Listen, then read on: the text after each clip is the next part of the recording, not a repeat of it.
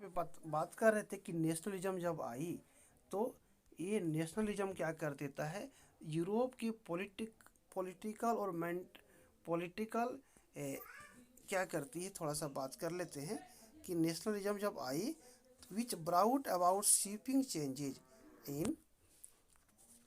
Sweeping changes in the political and mental world of Europe. जब nationalism Europe में जब आई तो जहाँ जहाँ मोनार्की शासन था, मोनार्की का मतलब क्या होता है कि फादर के बाद सन होगा, सन के बाद उसके फैमिली का कोई किंग, कोई व्यक्ति, कोई पर्सन किंग बनेंगे, है ना।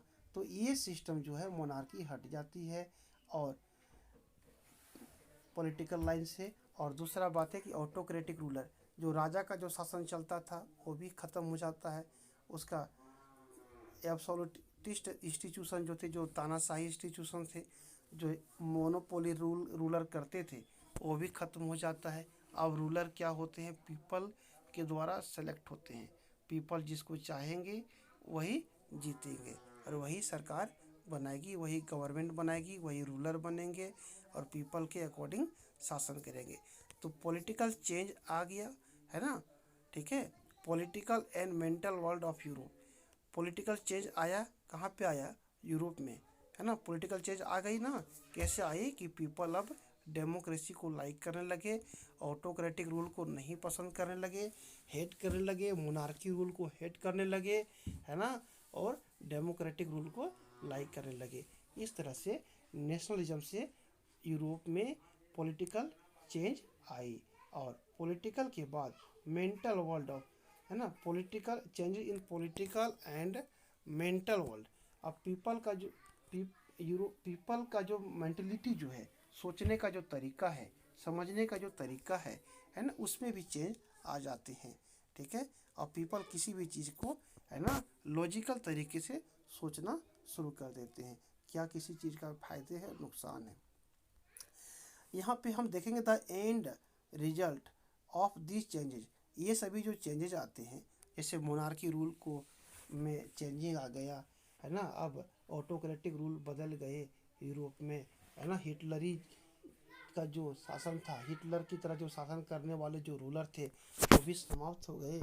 तो ये सभी चेंज जब आए तो फिर क्या हुआ, the end result of this changes, ये सभी चेंजेस का रिजल्ट क्या हुआ, अंतिम परिणाम क्या हुए, was the emergence of nation state, है ना। और इसका यही परिणाम हुआ कि नेशन स्टेट बना। देखिए, जब तक नेशनलिज्म नहीं आई थी, है ना, तब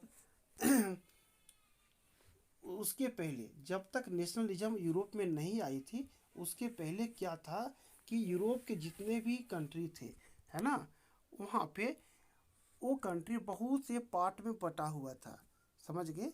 जैसे ये अलग अलग पार्ट में बटा हुआ था, अलग अलग एरिया में बटा हुआ था और उसमें अलग अलग रूलर शासन करते थे, समझ रहे हैं ना। लेकिन जब वहाँ पे नेशनलिज्म आई तो वो सभी जो अलग अलग पार्ट में जो बटा हुआ क्षेत्र था और ये अलग अलग रूलर उसमें शासन करते थे, अब वो सभी क्षेत्र को एक कर दिया गया और उसको उसको एक टेरिटोरी में बदल दिया गया और वहाँ पे एक गवर्नमेंट शासन करेगी, एक रूलर शासन करेगी, समझ रहे हैं। जैसे कि आपने इंडिया में देखा था, है ना, क्लास 6 में या 7 में, कि इंडिया में अलग अलग पार्ट में अलग अलग शासन करते थे, बाबर करते थे किसी जगह पे, किसी जगह पे दूसरे रूलर सब करते थे, है ना, कहीं पे पृथ्वीराज चौहान करते थे, कहीं पे जयचंद करते थे। तो इंडिया के अलग अलग क्षेत्रों में अलग अलग रूलर शासन करते थे। तो क्या उसमें इंडिया नेशन स्टेट था, पूरे इंडिया में एक गवर्नमेंट थी, नहीं थी। लेकिन आज इंडिया नेशन स्टेट है ना। आज देखो बिहार, बंगाल, झारखंड जो भी हैं, है ना, इसको सब एक कर दिया गया और एक गवर्नमेंट के अंदर लाया गया है। जैसे सेंट्रल गवर्नमेंट पूरे इंडिया पे शासन करती है, ठीक है। तो इस तरह का इस जितने पॉलिटिकल और मेंटल चेंज आए यूरोप के वर्ल्ड में, है ना, इसी का एंड रिजल्ट, अंतिम रिजल्ट क्या हुआ, है ना, ये सभी चेंजेस का अंतिम रिजल्ट, एंड रिजल्ट क्या देखने को मिला कि नेशन स्टेट अब वहाँ पे यूरोप में देखने को मिलने लगी। नेशन स्टेट क्या होता है, मतलब मोनार्की अब ये सब समाप्त हो गया, नेशन स्टेट आ गया। नेशन स्टेट का मतलब क्या होता है? In the place of multinational dynastic empire of Europe. Europe में जो अलग अलग डायनेस्टी के रूलर शासन करते थे, है ना, उसको समाप्त करके अब वो सभी एरिया में एक ही गवर्नमेंट शासन करेगी। जैसे इंग्लैंड बहुत पार्ट में बटा हुआ था, है ना, इंग्लैंड भी डिवाइड था जब वहाँ पे नेशनलिज्म नहीं आई थी, और वहाँ पे जो रूल करने वाले थे अलग अलग रूलर करते थे, और ये रूलर अलग अलग डायनेस्टी के थे। लेकिन जब वहाँ पे नेशनलिज्म आई तो पूरे इंग्लैंड में एक ही गवर्नमेंट शासन करने लगी और वो नेशन स्टेट बना। यही बात अमेरिका में भी हुआ, यही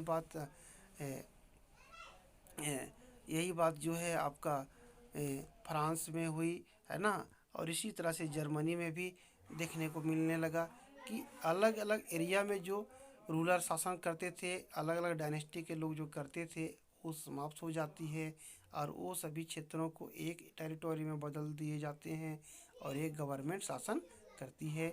और इस तरह का जो चेंजिंग जो हुआ है ना यूरोप में, तो चेंजिंग होने के बाद जो वन टेरिटोरी में वन गवर्नमेंट शासन करने लगी, और ये गवर्नमेंट, है ना, सुप्रीम गवर्नमेंट हो गई, ये किसी की अंडर में नहीं रहती थी, सॉवरेन गवर्नमेंट हो गई, मतलब संप्रभुता।